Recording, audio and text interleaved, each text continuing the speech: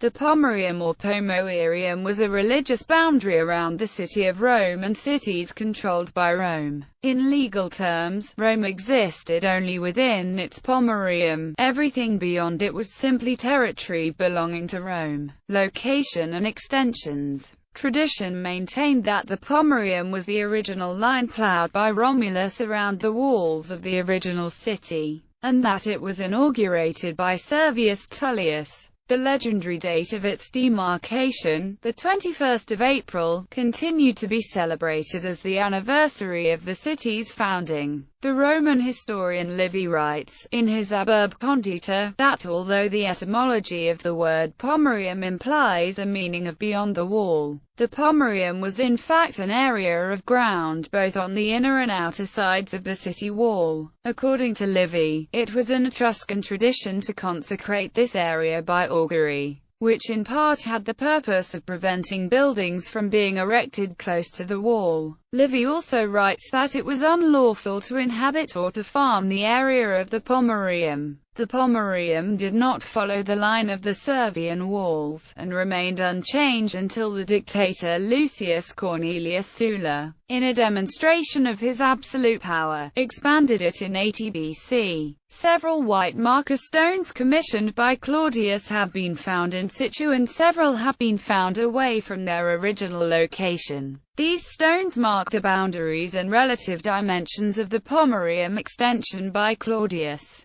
This extension is recorded in Tacitus and outlined by Aulus Gellius. The Pomerium was not a walled area, but rather a legally and religiously defined one marked by Scipi. It encompassed neither the entire metropolitan area nor even all the 7 hills, the Curia Hostilia and the well of the Comitium in the Forum Romanum. 2 extremely important locations in the government of the city-state and its empire were located within the Pomerium. The Temple of Bellona was beyond the Pomerium. Associated restrictions. The magistrates who held imperium did not have full power inside the Pomerium. They could have a citizen beaten, but not sentenced to death. This was symbolized by removing the axes from the fasces carried by the magistrates' lictors. Only a dictator's lictors could carry fasces containing axes. It was forbidden to bury the dead inside the Pomerium. During his life, Julius Caesar received in advance the right to a tomb inside the Pomerium, but his ashes were actually placed in his family tomb. However, Trajan's ashes were interred after his death in AD 117 at the foot of his column, which was within the Pomerium. Provincial pro-magistrates and generals were forbidden from entering the Pomerium, and resigned their imperium immediately upon crossing it.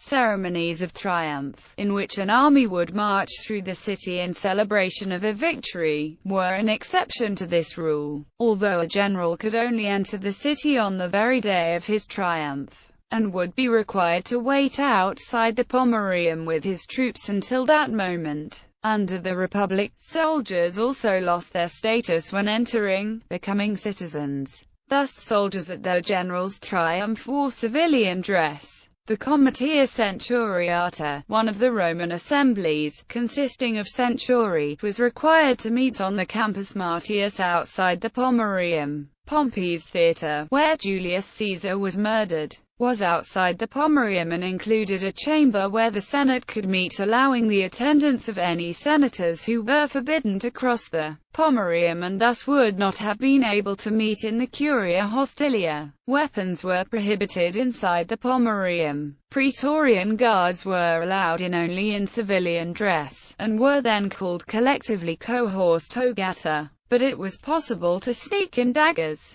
Since Julius Caesar's assassination occurred outside this boundary, the senatorial conspirators could not be charged with sacrilege for carrying weapons inside the sacred city.